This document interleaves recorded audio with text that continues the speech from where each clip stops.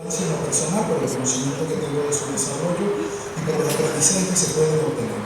Fíjense, el Banco Interamericano de Desarrollo, en lo que ha sido su plan estratégico sectorial para los próximos 5 años, ha establecido en el área de innovación la necesidad de focalizar la innovación hacia la innovación social y específicamente orientada hacia mujeres y hacia jóvenes.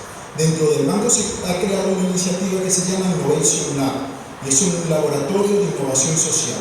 Recientemente ellos realizaron una feria de problemas, una feria de alternativas que hicieron de manera macro en toda América Latina.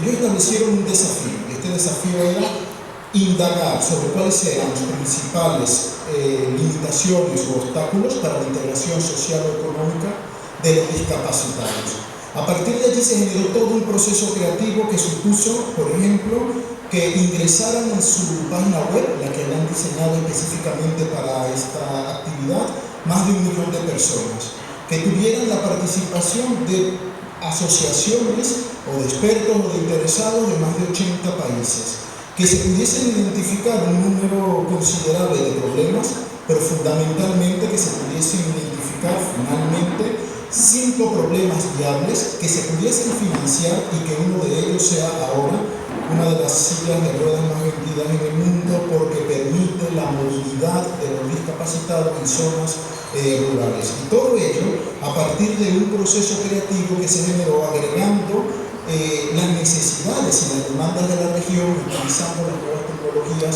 como una herramienta para facilitar el proceso de intercambio de ideas. El segundo caso tiene que ver con la Fundación Telefónica en Colombia. Fundación Telefónica junto con la Organización Internacional para las Migraciones desarrollan un lindo proyecto sobre emprendimiento juvenil en el territorio colombiano. Y es un proyecto que está orientado sobre todo a atender a los jóvenes que se han visto afectados por la violencia y tiene una orientación extraordinaria que es el emprendimiento por la paz.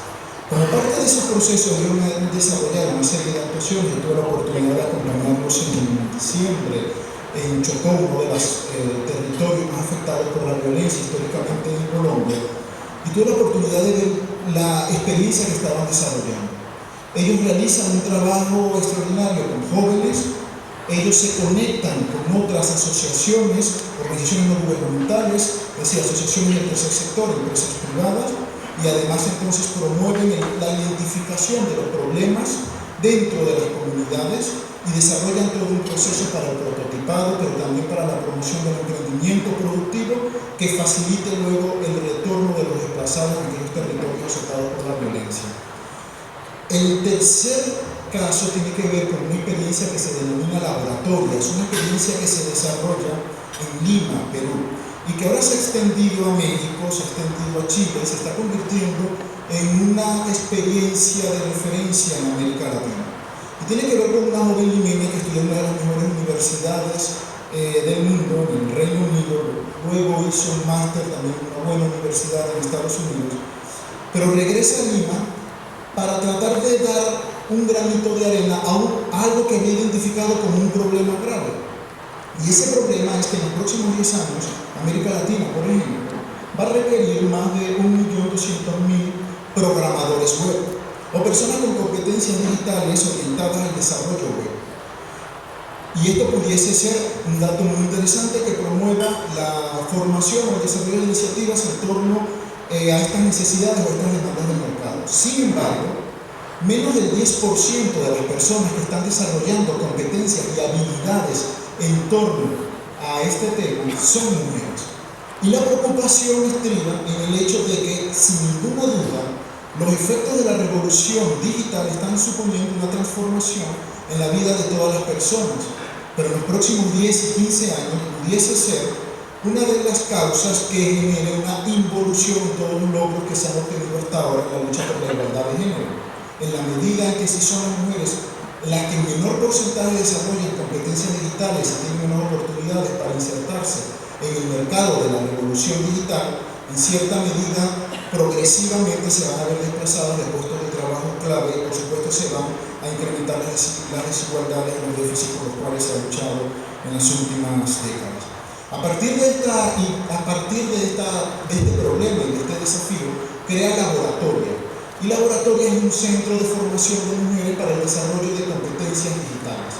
Y Laboratoria tiene un elemento muy importante que tiene que ver con la metodología que utilizan para la impartición de lo que son sus programas, la conexión con todas las organizaciones que forman parte del ecosistema en el cual se mueve Laboratoria y que permite luego la inserción de las mujeres que participan en el programa dentro de lo que es la dinámica del mercado laboral, pero además tiene unos criterios muy específicos de selección de quienes participan, sobre todo para garantizar cierta tasa de éxito.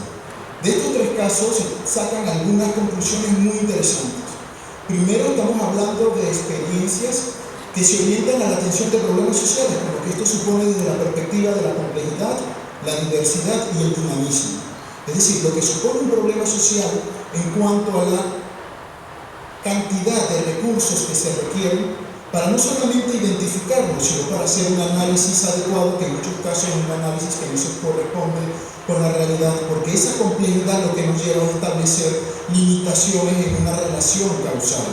De otra forma, al ser un problema social, sin ninguna duda va evolucionando, y lo que en algún momento nosotros podíamos identificar como un síntoma de ese problema, luego se podía convertir en un problema en sí mismo de mayor tamaño, y en cierta medida eso hacía que esa relación lógica que pudiésemos tener en algunos campos de la ciencia de un problema o una alternativa se ve rota por completo cuando estamos hablando de problemas que afectan la vida de las personas.